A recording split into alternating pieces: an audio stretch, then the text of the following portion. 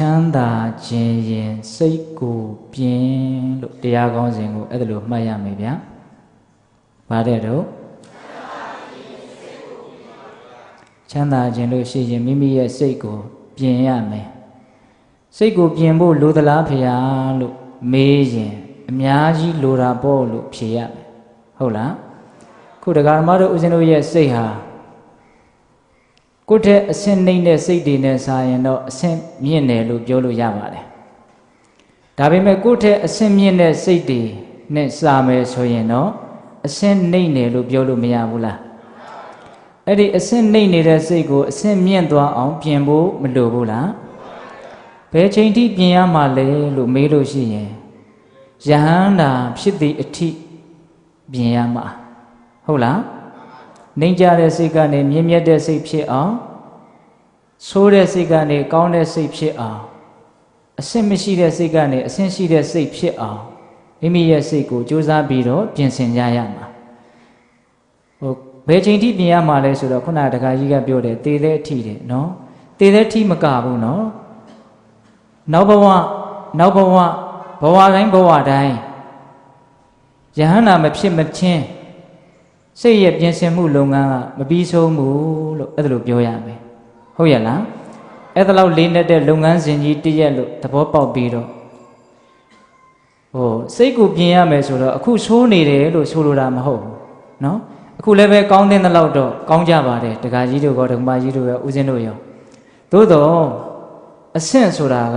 အမျိုးမျိုးရှိတာကိုနှိမ့်နာနဲ့စာတော့မြင့်တယ်မြင့်နာနဲ့စာတော့နှိမ့်တယ်အဲ့ဒီတော့ဒကာဓမ္မတို့ရဲ့စိတ်တွေဘယ်အဆင့်ရှိတယ်လို့ဦးဇင်းတို့မသိပါဘူးသို့တော့တည်တည်ချာချာသိတာကတော့ဒကာဓမ္မတို့ရောဦးဇင်းတို့ရောပြင်ဆင်ဖို့လိုသေးတယ်ဆိုတာတော့သိကြတယ်အဲ့ဒါလက်ခံရင်လားလက်ခံတယ်အဲ့ဒီတော့ချမ်းသာခြင်းလို့ရှိရင်အရေးအကြီးဆုံးကမိမိရဲ့စိတ်ကိုမြင့်မြတ်လာအောင်စင်ကြဲလာအောင်တန့်ရှင်းလာအောင်ကောင်းလာအောင်ပြင်ဆင်ရမယ်ဒါကလည်းကိုယ့်ရဲ့စိတ်ဟာပြင်ဆင်ဖို့လိုသေးတယ်ချိုးရင်းချက်တွေအများကြီးရှိတယ်အဆင့်သိမ့်မရှိသေးဘူးလို့ပထမဥစွာနားလည်ဖို့တော့လိုသေးတယ်ကိုသိအထင်ကြီးပြီးတော့ငါပြင်ဆင်ဖို့သိမလိုပါဘူးလို့ထင်ထားရင်တော်တော်ဝမ်းနည်းစရာကောင်းတယ်အဲ့ဒီလူရဲ့ဘဝဟာဟုတ်လားအဆင့်တိုင်းမှာပြင်ဆင်သွားနိုင်မယ်ဆိုလို့ရှိရင်ပို၍ကောင်းတဲ့ချမ်းသာဒုက္ခကိုမရနိုင်ပြီဘူးလားရနိုင်တယ်ဗျဟုတ်လားဒါကြောင့်ချမ်းသာခြင်းရင်စိတ်ကိုပြင်ရမယ်ဘယ်ထိပြင်ရမှာလဲလို့မေးရင်ယဟန္တာမဖြစ်မချင်းပြင်ဆင်နေရမယ်အဲ့ဒီလိုမပြင်ဘူးဆိုလို့ရှိရင်ဆင်းရဲတွင်နဲ့နေအောင်မှာပဲဟုတ်လားဘယ်လိုပြင်ရမှာလဲဆိုတော့ဆိုးတဲ့စိတ်ကနေကောင်းတဲ့စိတ်ဖြစ်အောင်ပြင်ရမယ်ယုံညံ့တဲ့စိတ်ကနေမြင့်မြတ်တဲ့စိတ်ဖြစ်အောင်ပြင်ဆင်ရမယ်အစဉ်အတန်းနှိမ့်တဲ့စိတ်ကနေအစဉ်အတန်းမြင့်တဲ့စိတ်ဖြစ်အောင်ပြင်ဆင်ယူရမယ်စိတ်ကိုလေအဲ့ဒါကိုပေးသက်ပေါင်းသူတော်ကောင်းတို့ကိုဒီကနေ့နေ့ဦးဇင်းတို့တဏှာရီလောက်အချိန်ယူပြီးတော့စိတ်ရဲ့သဘောတဘာဝစိတ်ရဲ့အရေးပါအရာရောက်ပုံစိတ်ကိုဘယ်လိုပြင်ဆင်ကြမလဲဆိုတဲ့အချက်ကလေးတွေနဲ့ပတ်သက်ပြီးတော့ဒါဒီကနေ့ဦးဇင်းတို့ပြောသွားမယ်နော်ဒါကြောင့်ဒီတရားတော်ကိုမဟောကြားသေးခင်မနာကြသေးခင်မှာတရားတော်အလုံးကိုဟောကြားတော်မူခဲ့တဲ့ဘုရားရှင်ကိုတော်မြတ်ရဲ့အင်မတန်အေးချမ်းကြည်လင်တော်မူတဲ့မဟာကရုဏာကိုသိစေရာတရားလုံးစုံကိုသိတော်မူမြင်တော်မူတဲ့သဗ္ဗညုတဉာဏ်ဒီဟုသောပညာကိုထိုမဟာကရုဏာကိုပညာကိုနှစ်ပါးစုံတို့နဲ့ပြည့်စုံတော်မူတဲ့ဘုရားရှင်ကိုတော်မြတ်ကိုယုသေးမြတ်တို့ရှိခိုးပူဇော်ကြအောင်စို့အလုံးလက်ဥပ္ပလေးတွေခြေထားကြကရုဏာတိတလဟရယမဟာပညာပိဇောတဝိဟတမောဟဓမ္မသနရမရလောကကရဝန္တိတုကတံဂတိဝိမု ddံ ကရုဏာတိတလဟရယမဟာကရုဏာတော်ဖြင့်ဤမြသောစိတ်နှလုံးလေးရှိတော်မူပါဘိထသောပညာပိဇောတဝိဟတမောဟဓမ္မအရဟတမေတိဟုသောအယောင်အလင်းဖြင့်ဝိဇ္ဇာတိဟုသောမိုက်မှောင်ကိုဖေခွာတော်မူပြီးထသောသနရမရလောကကရုလူနှင့်မြမတတဝါနန္ဒတို့ဤကြောက်တီတန်တုအလေးကရုပြုရာတဆူရီသောဆရာသခင်လည်းဖြစ်တော်မူပါဘိထသော ဂတိဝိမု တံဒေဝမနုဿာနိရယနှင့်ပေတတလိษံလာယရှိငါတံသောဂတိတို့မာလိအထူးသဖြင့်ကင်းလွတ်တော်မူပြီးထသောသူကတံတတဝါတို့ဟာအကျိုးများကြောင့်ဟုတ်မှန်သောစကားကောင်းကိုသာမြတ်ဆိုတော်မူပါပြီးထသောဗုဒ္ဓံသစ္စာလေးရတရားမြတ်ကိုလက်ပေါ်တင်ထားပရမညာကဲ့သို့ပြတ်သားထင်ထင်သိမြင်ပေတတ်ဘုရားရှင်ကိုယ်တော်မြတ်ကြီးကိုမေယံတရားဟောပုဂ္ဂိုလ်တရားနာပုဂ္ဂိုလ်ခေါ်ဆိုပညတ်ပရမတ်မာမူယုံနံနှဖျားဖြစ်ကြပါသောဘုရားတပည့်တော်တို့သည်ဝဏိဝဏမှာကာယဝစီမနောချီ၍သုံးလီဒွါဒပနာမဖြင့်ဒုက္ခယုကျိုးလက်ဆောင်ကိုကရှိခိုးဥညွတ်ပါ၏မြတ်စွာဘုရား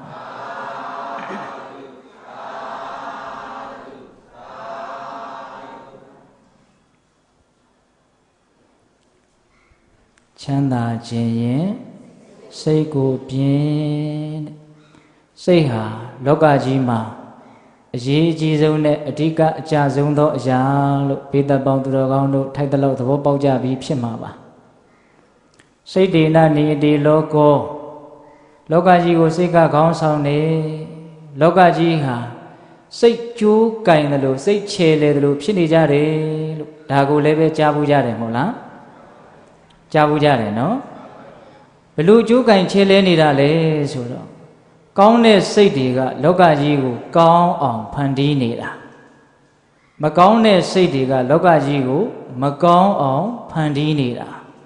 ဆိုးတာတွေကောင်းတာတွေအကုန်လုံးဟာအဓိကစိတ်ပေါ်မှာမူတည်နေတာဟုတ်ရဲ့လား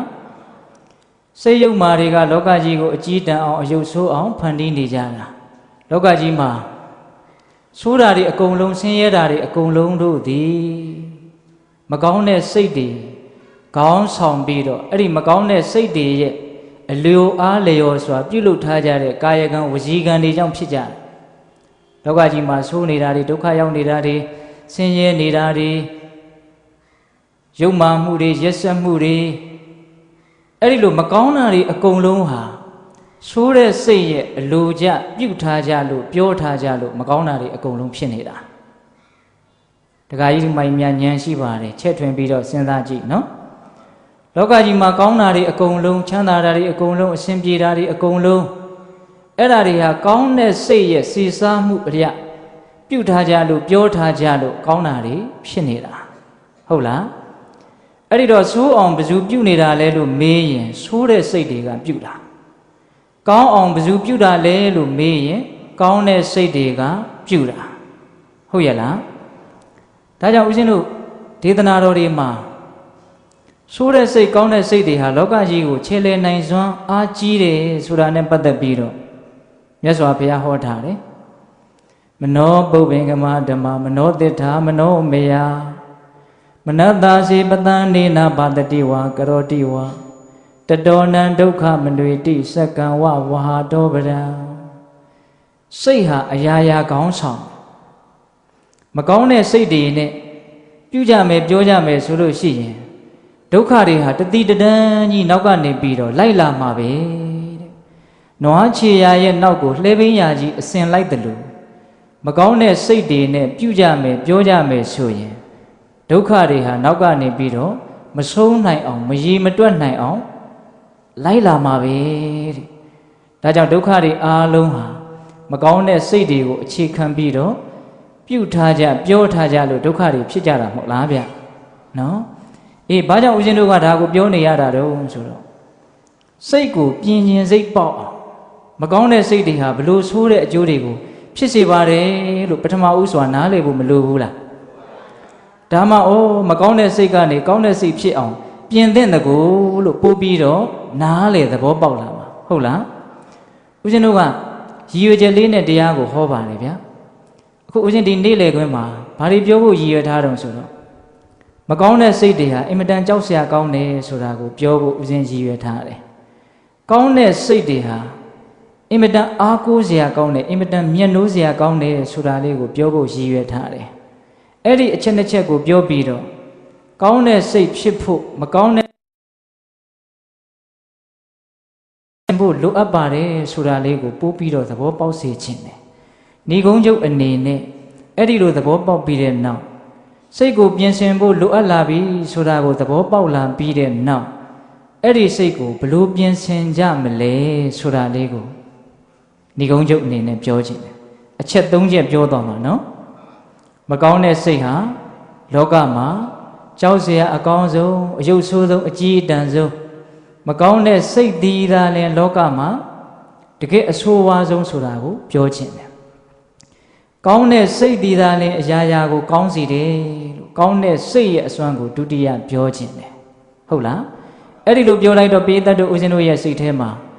မကောင်းတဲ့စိတ်ကနေကောင်းတဲ့စိတ်တွေဖြစ်လာဖို့ပြင်ဆင်ခြင်းတဲ့စိတ်တွေပို့ပြီးတော့သဘောပေါက်မလာပြီဘူးလားပေါက်လာမယ်အဲ့ဒီအချိန်မှာစိတ်ကိုဘယ်လိုပြင်ဆင်ကြမလဲဆိုတာလေးကိုဦးဇင်းတို့ပြောမယ်ဘယ်နှချက်လဲ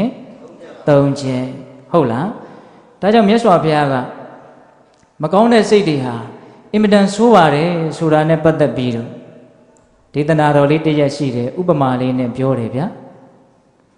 ဒီသောဒီတံယံတံကိရာဝီရိဝါပနဝီရိနံမိစ္ဆာပဏိဟိတံစိတ်တံပါပိယောနံတတောကရိဒီသောခိုးသူတယောက်သည်ဒီတံခိုးသူတယောက်ကိုဝီရိနံယံသူတယောက်သည်ဝီရိနံယံသူတယောက်ကိုယံတံကိရာအကျဉ်ကျူးမဲ့သောမှုကိုပြုလေရာ၏တတောထိုကဲ့သို့ယံသူတယောက်ကယံသူတယောက်ကိုအကျိုးမဲ့တွေပြုတာတွေထက်မိစ္ဆာပဏိဟိတံစိတ်တံမာယွင်စားဆောက်တရားသောစိတ်သည်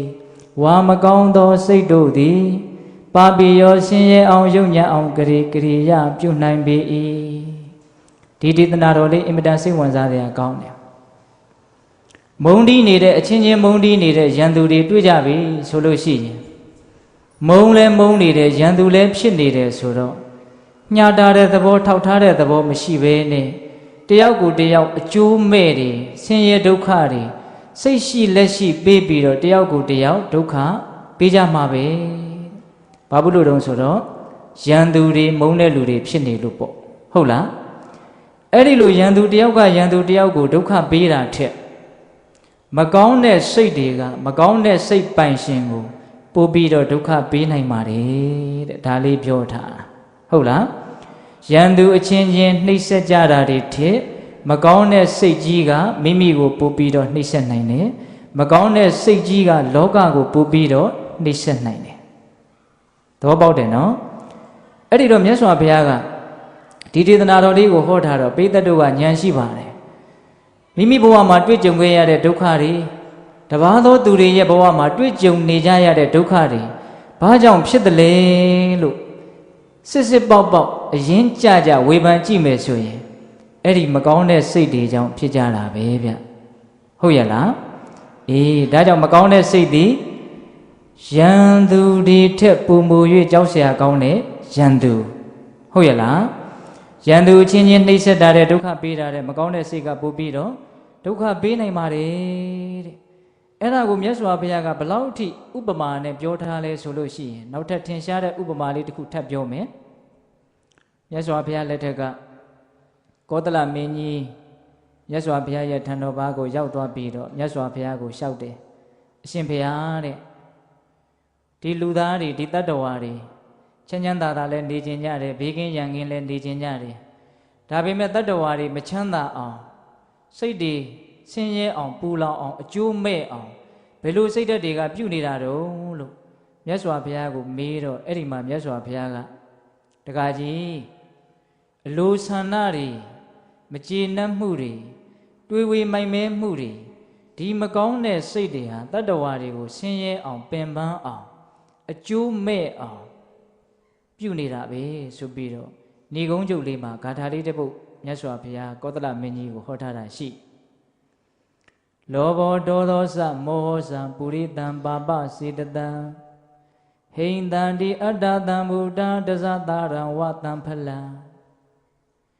လောဘောဒေါသောစမောဟစပုရိတံပါပစေတတံ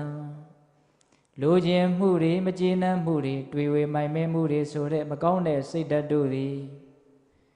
အဲ့ဒီမကောင်းတဲ့စိတ်တွေဖြစ်လာပြီဆိုရင်အဲ့ဒီမကောင်းတဲ့စိတ်ကိုအဖြစ်ခံတဲ့ပုဂ္ဂိုလ်ဟာဘာနဲ့အလားတရံတူတယ်လဲဆိုတော့ဟ ဟိန္တံတိအတ္တတံဗုဒ္ဓတဇတာရံဝတံဖလံတံဖလံမိမိရဲ့အတိတိတဇတာရံအခွန်လျင်အနှစ်ရှိသောကျူပင်ဝါပင်ကိုဟိန္တံတိဣဝဖြစ်စီတပ်ဖြတ်တဲ့ကဲ့သို့အတ္တတံဗုဒ္ဓမိမိရဲ့အတွင်းတဏ္ဍာမှာဖြစ်ပေါ်၍နေကြကုန်သောလောဘဒေါသမောဟဆိုတဲ့သဘောတရားတို့သည်ပုရိသံပါပစိတတံ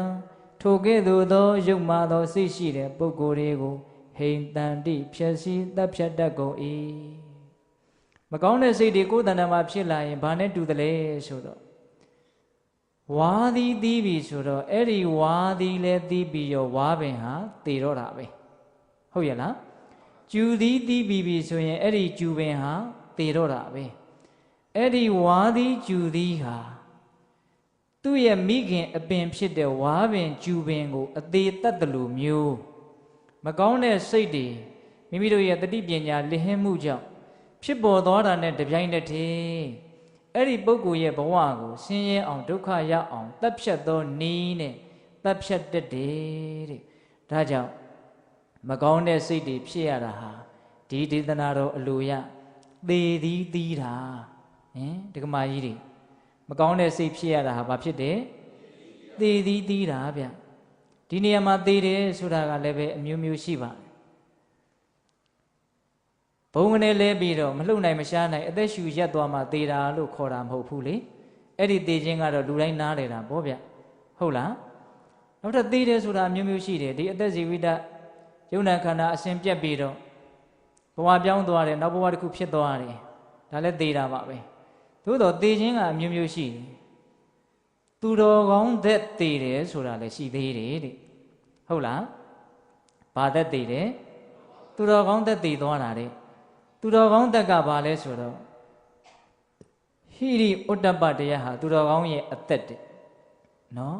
မကောင်းတာလုပ်ရမှာပြောရမှာကိုရှက်တဲ့သဘောမကောင်းတာတွေလုပ်ရမှာပြောရမှာဟာကြောက်เสียကောင်းတယ်ဆင်းရဲတဲ့အကျိုးတွေပြီးမှာပဲလို့နားလည်ပြီးတော့ကြောက်တဲ့သဘောဟုတ်လားမကောင်းတာဒီသာလည်းရှက်เสียမကောင်းတာဒီသာလည်းလောကမှာကြောက်เสียလို့နားလည်ပြီးတော့အဲ့ဒီရှက်ချင်းကြောက်ချင်းသည်သူတော်ကောင်းတို့ရဲ့အသက်အဲ့ဒီအရှက်အကြောင်းမရှိတော့တာတဲ့တပြိုင်တည်းသူတော်ကောင်းအသက်သေသွားပြီဟုတ်ရဲ့လားဒါကြောင့်လောဘဒေါသမောဟဖြစ်လာလို့ရှိရင်အဲ့ဒီသူတော်ကောင်းသက်ကသေတာပဲဟုတ်ရဲ့လားလူချင်းမှုအားကြီးတော့ပေးတတ်ရင်ရှက်သေးလားမရှက်တော့ဘူးရရင်ပြီးတော့လုံးမှာပဲလေလူချင်းမှုတွေအားကြီးလာပြီဆိုတော့အော်ဒီအမှုကြီးကဒုစရိုက်မှုကြီးပဲမကောင်းတဲ့အမှုကြီးပဲငါ့ကိုတစ်ချိန်ချိန်ကြရင်နှိပ်စက်မှာလို့ကြောက်တဲ့သဘောပေါ်ရှိသေးလားမရှိတော့ဘူးလောဘကြီးလာရင်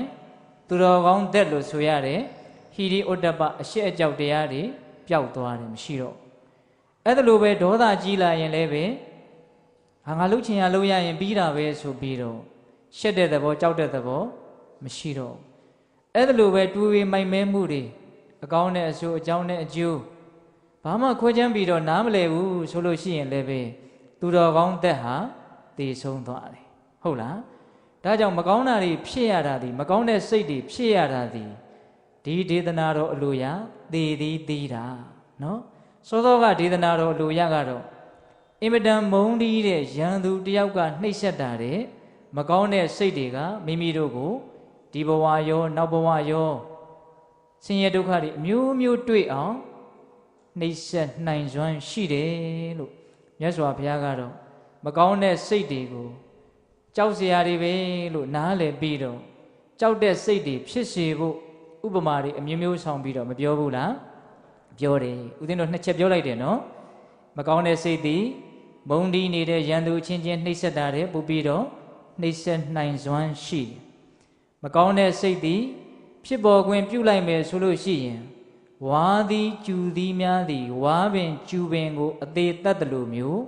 မကောင်းသောစိတ်ပိုင်ရှင်ကိုအသေးတတ်နိုင်စွမ်းရှိတယ်လို့ပိဿတုကဉာဏ်ရှိပါတယ်ကိုချက်ထွင်ပြီးတော့စဉ်းစားကြည့်ပါမကောင်းတဲ့စိတ်တွေတကယ်ကြီးထွားလာရင်ပဂရိသက်တောင်သေသွားနိုင်တယ်ဗျနော်ဒီအသက်တောင်သေသွားနိုင်တယ်မကောင်းတဲ့စိတ်တွေပြင်းထန်ပြီးတော့လောဘဒေါသကြီးလွန်းပြီးတော့ရုတ်တရက်သေသွားတဲ့မသားတွေအများကြီးရှိတယ်မဟုတ်လားရှိတာပေါ့ဗျာနော်ဒါကြောင့်မကောင်းသောစိတ်တွေဖြစ်ရတာဒီ တကယ်ကိုမကောင်းဘူးလို့နားလည်ပြီးတော့အဲ့ဒီမကောင်းသောစိတ်ကနေကောင်းသောစိတ်ကိုရောက်အောင်ပြင်ဖို့မလိုဘူးလားလိုတယ်ဒါမကောင်းသောစိတ်ရဲ့ကြောင့်ပဲဖွယ်ရာကိုဒေသနာတော်တွေကအမြတ်ကလေးလောက်ဦးဇင်းတို့ပြောပြတာနောက်ဦးဇင်းတို့ဒုတိယပြောဖို့ရည်ရွယ်ထားတာကကောင်းသောစိတ်ရဲ့ကောင်းနိုင်စွမ်းဟုတ်ရလားကောင်းသောစိတ်ရဲ့ဗာလေကောင်းနိုင်စွမ်းမနတ္တာစီပတန်နေနာဘာတတိဝါကရောတိဝါတတောနံဒုက္ခမနွေတိသာယာဝအနုပါယိနိပတန်နေနာကြည်လင်သောမနတ္တာစိတ်ဖြင့်စေပါတတိဝါအကယ်၍ပြောမူလီပြောညာအံ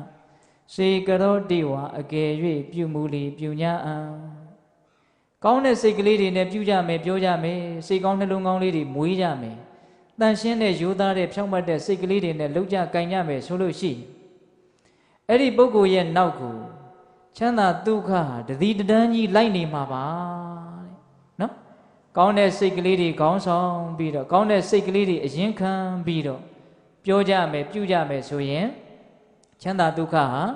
အစဉ်အတန်းကြီးတစ်ဖွဲ့လိုက်နေမှာဘာနဲ့တူတယ်လဲဆိုရင်မိမိရဲ့အရေးဟာမိမိရဲ့နောက်ကိုအစဉ်လိုက်တယ်လို့မျိုးလိုက်ပါလိမ့်မယ်တဲ့ဒါကြောင့်ချမ်းသာဒုက္ခကိုဘယ်အရာကမှမပေးနိုင်ဘူးကောင်းသောစိတ်ကလွယ်လို့ဟုတ်ရလားကောင်းသောစိတ်ကလွယ်လို့မိမိကိုကူညီနိုင်သောဖေးမနိုင်သောစောင့်ရှောက်နိုင်သောကောင်းသွားစေသောအရာအခြားမရှိလို့တရားဓမ္မတို့ဦးဇင်းတို့တွေနည်းနည်းသဘောပေါက်ထားတဲ့နေဗျဟုတ်ရလား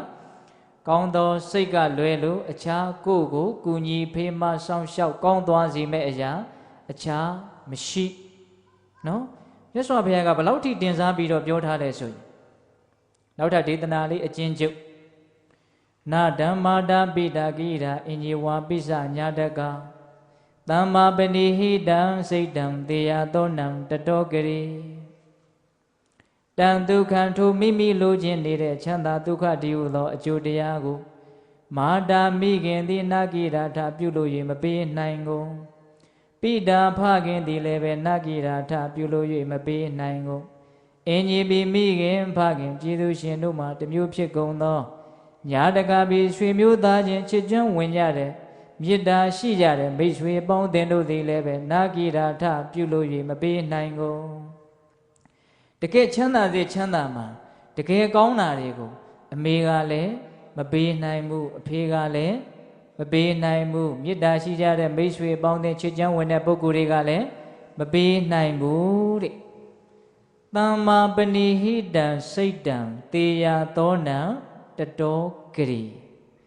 စိတ်ကောင်းနှလုံးကောင်းကလေးကမိမိလိုချင်တဲ့ချမ်းသာဒုက္ခကိုပေးပါလိမ့်မယ်တဲ့အဖေအမေတဲ့ကိုယ့်ပုံမှာမေတ္တာရှိတယ်လို့ဘယ်သူရှိဦးမှာလဲဗျာဟင်ဒကာကြီးတို့မကြီးများအဲ့ဒီအဖေအမေတွေမေတ္တာရှိတဲ့ပုဂ္ဂိုလ်တွေမပေးနိုင်တဲ့ချမ်းသာဒုက္ခမျိုးဟုတ်လားအဲ့ဒီလိုတကယ့်ချမ်းသာဒုက္ခအစစ်အမှန်ကိုမိမိရဲ့စိတ်ကောင်းနှလုံးကောင်းကပဲမိမိကိုပေးပါလိမ့်မယ်တဲ့ဒါကုံအောင်ပြောထားတာနော်စိတ်တကယ်ကောင်းလာပြီဆိုလို့ရှိရင်စိတ်တကယ်အဆင့်မြင့်လာပြီဆိုလို့ရှိရင်ပိဋကတ်နိဗ္ဗာန်ကိုတောင်မြင်နိုင်စွမ်းရှိလာတယ်ခုဒကာဓမ္မတို့ဦးဇင်းတို့တွေနိဗ္ဗာန်ကိုမမြင်သေးဘူး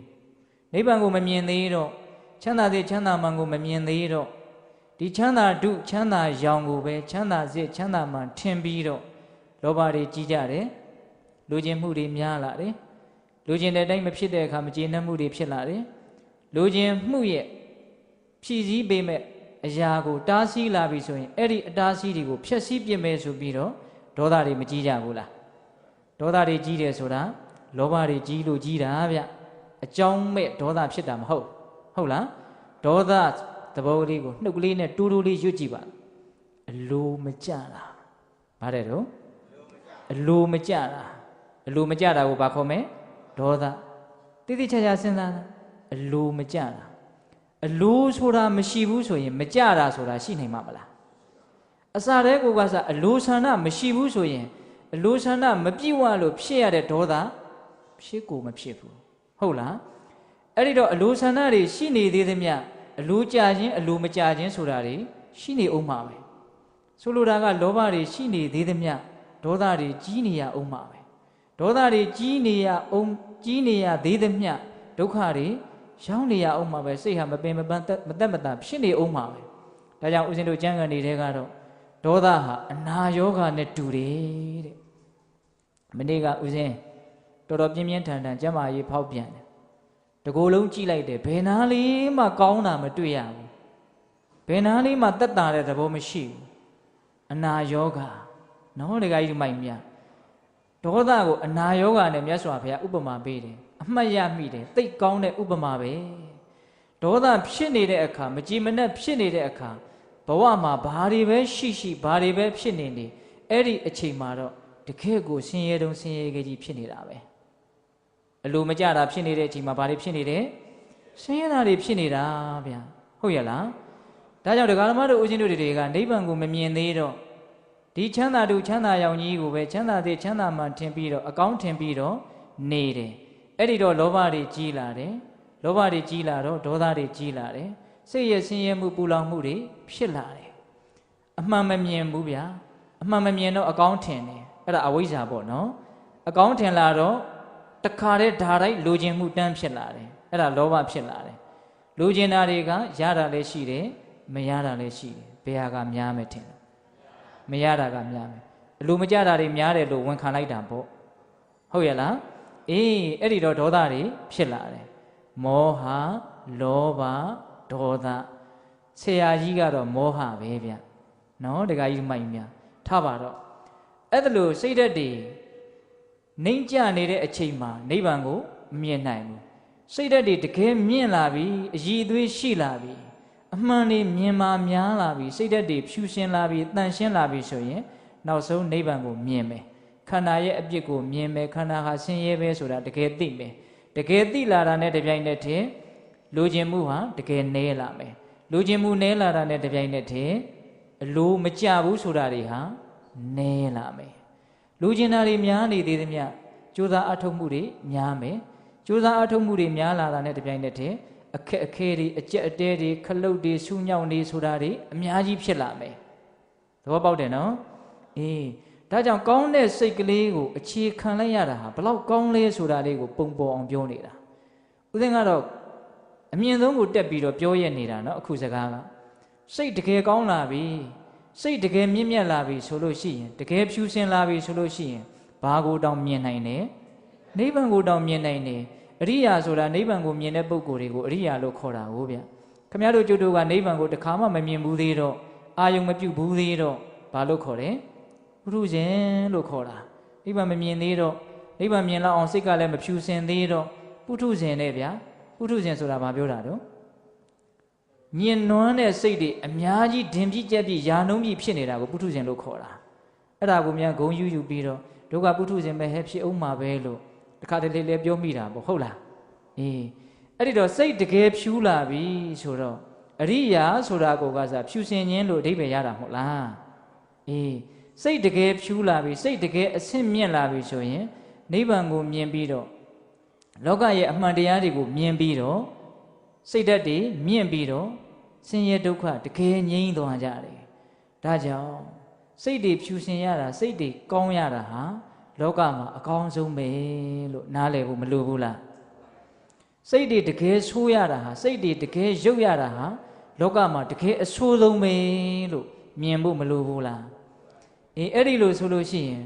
ဆိုးတဲ့စိတ်ကနေကောင်းတဲ့စိတ်ဖြစ်အောင်မိမိကိုယ်ကိုကြိုးစားပြီးတော့မပြင်ဆင်သင့်ဘူးလားပြင်ဆင်သင့်တယ်ရုပ်ညံ့တဲ့စိတ်ကနေမြင့်မြတ်တဲ့စိတ်ဖြစ်အောင်မပြင်ဆင်သင့်ဘူးလားပြင်ဆင်သင့်တယ်ဒီလိုဆိုရင်ဦးစင်းကတပည့်တော်တို့ကိုအဆင့်နှိမ့်တဲ့လူတွေလို့ဆွဆွဲတာလားလို့အဲ့ဒါလိုမေးမယ်ဆိုရင်လည်းမေးခွင့်ရှိတယ်နော်ဒါဦးစင်းတို့ဝန်ခံပါတယ်ဦးစင်းတို့လည်းပဲအဆင့်နှိမ့်တဲ့စိတ်တွေပဲရှိသေးတယ်ဒကာကြီးဒကာမကြီးများကိုဘယ်လိုလဲ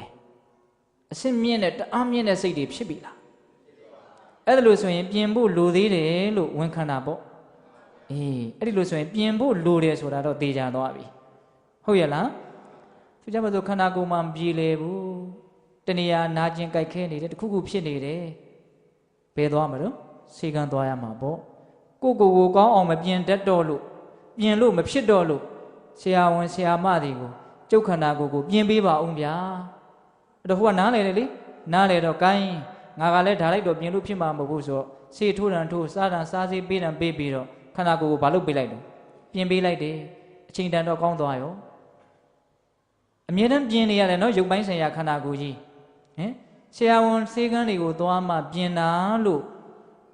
နားလေထားရင်လည်းအမြင်နဲ့ကျင်သေးတယ်နေတိုင်းကိုယ့်ဟာကိုယ်လည်းပြင်းနေရတယ်မဟုတ်လား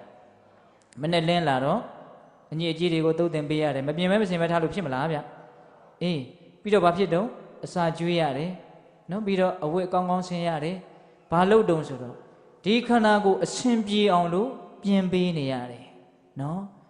စိတ်ကဓာတ်ထက်ပိုပြီးတော့ပြင်ဖို့လိုအပ်တယ်နော်ဒကာကြီးတို့မိုင်းများစိတ်ကပါလေအဲ့ဒါထက်ပိုပြီးတော့ပြင်ဖို့လိုအပ်တယ်ဒီစိတ်ကလေးနဲ့လူလုံနေရတာဗျဟင်ဒကာကြီးမိုင်းများဘေးကရှိတာတွေကရှိတာပဲလေဘလို့ပဲရှိပါလေပြောပြောဘေးမှာပဲကိုယ်ထဲမှာဘာမှရှိတာမဟုတ်ကိုယ်ထဲမှာစိတ်ပဲရှိတာခံစားမှုတွေပဲရှိတာကိုကကိုရှိတာတွေနဲ့ပတ်သက်ပြီးတော့ကိုတွေးတာခေါ်တာတွေနဲ့ကိုကကိုအမျိုးမျိုးအထင်မှားနေတာတော့ရှိတာပေါ့လေဟုတ်လားဒါပေမဲ့ကိုတကယ်နေရတာကကိုစိတ်ကလေးနဲ့ကိုနေရတာအစင်းသိမ့်တဲ့စိတ်တွေနဲ့နေတော့ဆင်းရဲပြီးတော့နေတာပဲရှိမရှိဂုံနေမြင့်မမြင့်အစင်းသိမ့်တဲ့စိတ်နဲ့နေရရင်ဆင်းရဲနေတာပဲဟုတ်လားအစင်းမြင့်တဲ့စိတ်ကလေးနဲ့နေရရင်ချမ်းသာနေတာပဲအဲ့တော့ဒကာဓမ္မတို့ဦးဇင်းတို့တွေဘယ်သူနဲ့နေတာလဲလို့မေးရင်စိတ်နဲ့နေတာခံစားမှုလေးနဲ့နေတာဒါရိုးရိုးလေးဦးဇင်းကအကြမ်းမြင့်အရက်စကားလေးပြောကြည့်တာနော်ဒကာကြီးမိုက်များဒါကြောင့်ကိုတကယ်ချမ်းသာခြင်းလို့ရှိရင်မကောင်းတဲ့စိတ်ကနေကောင်းတဲ့စိတ်ဖြစ်အောင်ပြင်ရမယ်ဗျဟုတ်လားအဆင့်နှိမ့်တဲ့စိတ်ကနေအဆင့်မြင့်တဲ့စိတ်ဖြစ်အောင်ပြင်ရမယ်ဟုတ်ရလား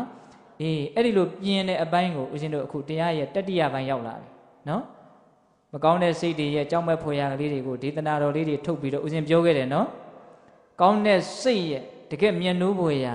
အရေးပါပုံအချက်လက်အဓိကကြပုံလေးကိုလည်းပဲဒေသနာတော်လေးတွေနည်းနည်းထုတ်ပြီးတော့ပြောခဲ့တယ်နော်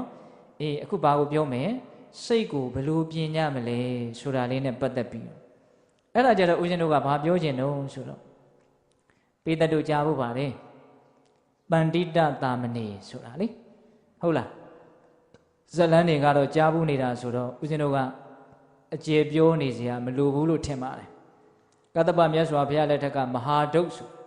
ကြားဘူးတယ်မဟုတ်လားကတ္တပမြတ်စွာဘုရားကိုငကြင်းသားနဲ့ဆွမ်းကတ်တယ်လေဟုတ်လားတရားမင်းကလာပြီးတော့ချက်ပေးတယ်လေကြားဘူးတယ်မဟုတ်လားနှိမ့်နေတဲ့အိမ်ကလေးတွေကိုမြတ်စွာဘုရားဝင်သွားတာကတ္တပမြတ်စွာဘုရားဝင်သွားတာမြေကြီးကလည်းနှိမ့်မပေးဘူးအိမ်ကလည်းမြင့်မပေးဘူးဒါပေမဲ့မြတ်စွာဘုရားရဲ့အရက်တော်ပဂရိအနေအထားတိုင်းပုံမှန်ပဲဝင်သွားတယ်အံ့ဩစရာကောင်းတဲ့တကိုးတော်လို့ဆိုရမှာပေါ့အိမ်ကိုမြင့်ပေးတာလည်းမဟုတ်ဘူးတဲ့ဗျာမြေကြီးကိုနှိမ့်ပေးတာလည်းမဟုတ်ဘူးတဲ့ဗျာဘုရားကသေးသွားအောင်ဖန်ဆင်းလိုက်တာလည်းမဟုတ်ဘူးတဲ့ဗျာသို့တော့အစဉ်ပြေပြေပဲအိမ်ထဲကိုကြွားသွားတယ်တဲ့ဒါကလေးကခေါင်းထဲပေါ်လာလို့ပြောလိုက်တာဟုတ်လားအဲ့ဒီမဟာဒုက္ခဦးဇင်းတို့မြတ်စွာဘုရားလက်ထက်ကြတော့ရှင်သာရိပုတ္တရာကိုတော်မြတ်ကြီးရဲ့အင်မတန်ရင်းနှီးတဲ့ဆရာတကားတွေရဲ့အိမ်မှာတကားကြီးတွေရဲ့အိမ်မှာတထေးသေးကျွဲရဲ့အိမ်မှာလူလာဖြစ်တာကိုဟုတ်လားအဲ့မှာလူလာဖြစ်တော့ငါဘုစုကျေးဇူးကြောင့်ဒီလိုဖြစ်လေဩရှင်သာရိပုတ္တရာကျေးဇူးကြောင့်အဲ့ဒီမှာနာမည်မှဲ့တဲ့နေ့မှာသူ့အောင်မှာခင်းထားတဲ့တသိန်းတန်တဲ့ကပလာလေးကိုကလေးလေးကတကယ်မှရက်သားလာသားလေးနော်အေးအဲ့ဒါလေးကိုကပလာလေးကိုလက်ညှိုးလေးနဲ့ရစ်ပြီးတော့ပေးခြင်းသူကဒါကိုလည်းသူမနိုင်ဘူးပြောလည်းမပြောတတ်ဘူးလေအဲ့ဒီမှာဒီလက်ကလေးကိုဖြေလိုက်ရင်ကလေးကဘာလို့တော့ငိုတယ်အဲ့ဒီမှာရှင်သာရိပုတ္တရာသိတယ်ဒီကလေးကသူ့ကိုဒီကပလာပေးခြင်းနေတယ်ဘာလို့နေရတော့ကျေးဇူးတင်လွန်းလို့ကျေးဇူးဆက်နေတာသူကဟုတ်လားရှင်သာရိပုတ္တရာကိုပေးခြင်းနေတယ်ကလေးကထားပါတော့အဲ့ဒီမှာဒီရှင်ပန္တိတာကနောက်9နှစ်သားအရွယ်ရောက်တဲ့အခါကျတော့ရှင်သာရိပုတ္တရာကိုတော်မြတ်ကြီးရဲ့တပည့်ဖြစ်တယ်ဆိုကြပါစို့ဟုတ်လားအဲ့ဒီမှာဆွမ်းခံကြွသွားတော့ပေတတုတိမဲ့အပိုင်းတွေကိုဦးဇင်းအကုန်ကြော်ခဲ့တယ်နော်ဟုတ်လားဆွမ်းခံကြွသွားတော့ကိုရင်လေးကနောက်ကလိုက်သွားတယ်နောက်ကလိုက်တော့ဦးဇင်းတို့တာဝတိမြို့ရဲ့ပြင်ဘက်မြို့တဲကိုမဝင်ခင်ဆိုတော့လေတွေရှိတာပေါ့အဲ့ဒီလေတွေထဲမှာမြောင်းလေးတွေသွဲပြီးတော့တောင်သူတွေကရေကိုကိုလိုရယူပြီးတော့စပားဆိုင်ပြိုးကြတာပေါ့လေအဲ့ဒီမှာကိုရင်ကမေးတယ်အရှင်ဘုရားဒီရေတွေမှာစိတ်ရှိလားဘုရားလို့မေးတယ်ဒါဟန်ဆောင်ပြီးတော့မေးတာမဟုတ်ကလေးအနေနဲ့ရေကိုလိုတဲ့နေရာကိုသွဲပြီးတော့ယူတယ်ဆိုတော့ ရေကိုလူတယောက်ကမြအမိန်ပေးပြီးတော့မင်းဟိုကနေဟိုသွားဒီကနေဒီသွားလို့ပြောလို့ဒီရေကပဲစိတ်မြန်းရှိလို့ခိုင်းတာကိုမြလုံနေသလားလို့ तू ထင်ကောင်းထင်မယ်ပေါ့နော်ဒါကြောင့်ရေမှာဘာရှိလားလို့မေးတယ်လေစိတ်ရှိလားလို့မေးတယ်အဲ့ဒီတော့ရှင်သာရိပုတ္တရာကစိတ်ရှိလက်ရှိပဲပြောတယ်ကိုရင်ရေမှာစိတ်မရှိပါဘူး။အဲ့တော့ကလေးကစဉ်းစားတယ်ကိုရင်ကစဉ်းစားတယ်စိတ်မရှိတဲ့ရေကိုတောင်ကိုလိုချင်တဲ့နေရာကိုရောက်အောင်ယူလို့ရသေးတယ်ဆိုရင်စိတ်ရှိတဲ့ငါစိတ်ရဲ့အလိုကိုမလိုက်ဖဲနဲ့ငါရဲ့အလိုကိုသာလင်စိတ်ကိုလိုက်စေမယ်ဒီစကားလေးပါလာတယ်ဟုတ်လားဒါကြောင့်စိတ်ကိုငါလိုသလိုငါပြင်မယ်လို့ပထမတစ်ချက်သူအဲ့လိုစဉ်းစားတယ်တဲ့ဒါကတော့ပါရမီရှင်လည်းဖြစ်လို့ဒီလိုလဲစဉ်းစားတတ်တာနေမှာပေါ့ပါရမီကလည်းလိုပါတယ်နော်ဒီကိစ္စမိုက်မြခုဒကာဓမ္မတို့ဦးဇင်းတို့လည်းကိုယ်တိုင်မစဉ်းစားတတ်ပေမဲ့လို့ပါရမီတွေပါလာလို့သူများစဉ်းစားပြီးသားကိုအယံသင့်ရတယ်အဲ့ဒါလည်းကံကောင်းခြင်းတစ်မျိုးပဲဟင်ဒကာကြီးဒီမိုက်မြခုဒါလေးဦးဇင်းကခေါင်းထဲပေါ်လာတယ်နော်ကိုယ်တိုင်စဉ်းစားရမလိုဘဲနဲ့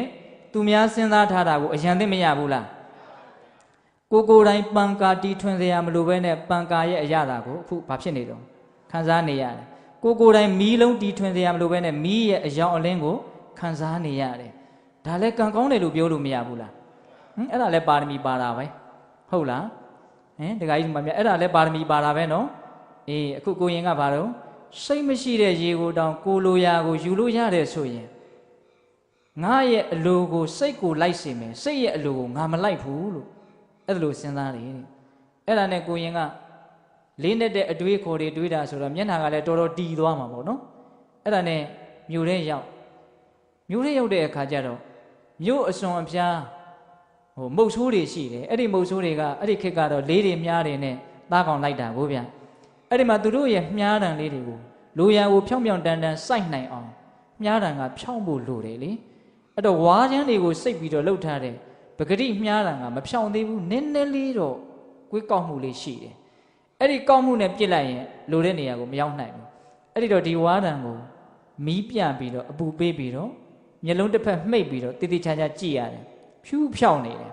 အဲ့ဒီလိုဖြောင်းနေမှနောက်ကငှက်မွေးလေးတက်ပြီးတော့လိုရာကိုပြစ်လိုက်ရင်တန်းပြီးတော့စိုက်သွားတာတကယ်လို့မြားတံကကောက်နေတယ်ဆိုရင်လိုရာကိုမရောက်နိုင်ဘူးဘလောက်ပဲလက်တဲ့ပါတယ်ပြောလိုရာကိုမရောက်နိုင်ဘူးအဲ့ဒီလိုမြားတံဖြောင်းနေတာကိုကိုရင်ကအထူးအဆန်းတထေသားဆိုတော့လဲဘယ်မြင်ဘူးပါမလဲဗျာဟုတ်လားအဲ့ဒါနဲ့အရှင်ဘုရားဟိုမြားတံလေးတွေကိုမီးအပူပေးပြီးတော့ဖြောင်းနေတယ်အဲ့ဒီဝါးတံလေးတွေကစိတ်ရှိလားလို့မေးတယ်တဲ့မေးပြန်ပြီတော့စိတ်ရှိလားတဲ့ကိုရင်ဝါးတံလေးတွေမှာစိတ်မရှိပါဘူးအဲ့တော့ကိုရင်ကစဉ်းစားပြန်တယ်စိတ်မရှိတဲ့ဝါးတံကိုတောင်အပူပေးပြီးတော့လိုသလိုလုံနိုင်တယ်ဆိုရင်စိတ်ရှိတဲ့ငါတန်တန်ကိုငါလိုသလိုလုံမယ်တဲ့ပိတ်တဲ့သူ့ကိုသူဘလိုလုံမယ်လိုသလိုလုံမယ်တဲ့ဗျာကြီးကျယ်လိုက်တဲ့စကားနော်တခါကြီးမိုက်မြဟုတ်လားကိုကောင်းကောင်းပြင်မယ်လို့ပြောနေတာနော်ကိုပါလဲကောင်းကောင်းပြင်မယ်လို့ပြောနေတာအဲ့ဒါနဲ့ကိုရင်ကစိတ်ရဲ့အလိုကိုငါမလိုက်ဘူးငါရဲ့အလိုကိုစိတ်ကိုလိုက်စေမယ်ဒီအချက်ကသူ့ယုံမှာသူတော်ကောင်းကွဲပြားသွားစေတာပဲနော်သူတော်ကောင်းဆိုတာ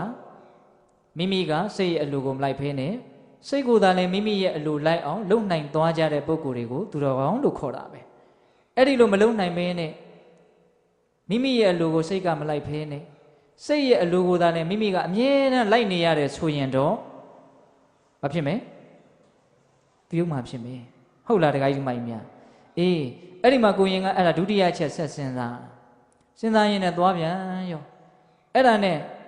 လေးသမားမြားသမားတွေရဲ့အိမ်ကလွန်တော့ဘယ်ရောက်တုံဆိုတော့လက်သမားဆရာတွေရဲ့အိမ်နဲ့ဖြတ်တော့လက်သမားဆရာတွေကတက်သားတွေကိုစူးတွေဆောက်တွေနဲ့ဓားတွေနဲ့ရွေးနေကြတယ်လိုသလိုပုံဖြစ်လာအောင်ခုတ်ထစ်ရွေးနေကြတယ်အဲ့ဒါကိုမြင်တော့တက်သားတွေကိုသူတို့ကြိုက်တဲ့ပုံပေါ်လာအောင်လုပ်နေတာကိုမြင်တော့ကိုရင်ကမေးပြန်တယ်တဲ့အရှင်ဘုရားဒီတက်သားတွေမှာစိတ်ရှိလားကိုရင်တက်သားတွေမှာဘယ်စိတ်ရှိပါမလို့ဒီတော့ကိုရင်ကဘာစဉ်းစားတော့ဆိုတော့စိတ်မရှိတဲ့တက်သားကိုတောင်လိုရာလုပ်လို့ရတယ်ဆိုရင်ငါကိုငါဘောင်းမဲကြောင့်လိုရာလုပ်လို့မရရမှလေအဲ့ဒီမှာဘယ်နှချက်သူစဉ်းစားလိုက်တယ်လေ3ချက်စိတ်ကိုဘလို့ပြင်မလဲဆိုတဲ့အပိုင်းလေးကိုပြောနေတယ်နော်အေးအဲ့ဒီ3ချက်လဲစဉ်းစားပြီးတော့ကိုရင်ကတန်ဋိဋ္ဌံကြသွားတယ်ဘလို့တန်ဋိဋ္ဌံကြသွားတယ်ဆိုတော့အရှင်ဘုရားတဲ့တ တပည့်တော်အရှင်ဘုရားနဲ့ဆွမ်းကမလိုက်တော့ဘူးတပည့်တော်ကြောင်းပြန်တော့မယ်တဲ့ကိုရင်ဘာလို့မှာတော့ဆိုတော့တပည့်တော်ကိုယ့်ရဲ့စိတ်ကိုရေမြောင်းနေတဲ့ကရေတွေကိုကိုလိုရာကိုသွဲယူတယ်လို့မျိုးကောက်နေတဲ့မြားရံတွေကိုအပူပေးပြီးတော့ဖြောင်းတယ်လို့မျိုးတေရိုင်းတုံးတွေကိုလိုတဲ့ပုံစံရအောင်ရွေတယ်လို့မျိုးကိုယ့်ရဲ့စိတ်ကိုစိတ်တိုင်းကျဖြစ်အောင်သွားပြင်မလို့အဲ့ဒါလိုပြောတာနော်ကျောင်းတော်ကိုပြန်ပြီးတော့ကမ္မထမ်းအာယုံတရားနှလုံးကျင့်သုံးမယ်ပေါ့အဲ့ဒီလိုပြောတော့မထေရမြတ်ကြီးကလည်းကောင်းပြီအဲ့ဒါကိုရင်ကမှားသေးတယ်အရှင်ဘုရားတဲ့တပည့်တော်ဘုငကျင်းသားလေးရအောင်ဆုံးခံခဲ့ပါတဲ့သူကငကိုဘွားကဘာလှူခဲ့တာလဲငကျင်းသားလှူခဲ့တာကံတွေစိတ်တွေစေတနာတွေရဲ့အစွမ်းတွေကလည်းဆန်းကြည်တယ်ဗျအဲ့ဒီလိုငကျင်းသားလှူခဲ့တော့ရတာပဲငကျင်းသားကဒါဘယ်သိပ္ပံပ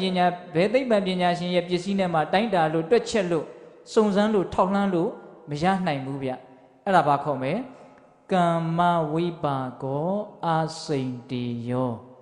ကိုလှုပ်ထားတဲ့အလုပ်တွေရဲ့အစွမ်းတတ္တိဆိုတာနားလည်ဖို့အတွက်ကြံစီဖို့ခက်ခဲတယ်ဟုတ်လားကြံစီခြင်းနယ်ပယ်ရဲ့ဟိုဘက်ကိုလွန်သွားတယ်လို့ပြောကြပါစို့ကံရဲ့အကြောင်းကိုတအားနားလည်အောင်ကြံစီမယ်ဆိုရင်အခက်မသိရင်စိတ်တောင်ဖောက်ပြန်သွားနိုင်တယ်ဘာလို့ဆိုတော့တိတ်ပြီးတော့ကျေပြန်လွန်းလို့လေးနဲ့လွန်းလို့နားလည်တဲ့လောက်ပဲနားလည်မယ်အကုန်လုံးနားလည်ဖို့မဖြစ်နိုင်နော်ဘူဇံလောကံဤလေးတံမကြံအစွာယူဒလကြားဘူးတယ်မဟုတ်လားဘုဆိုတာ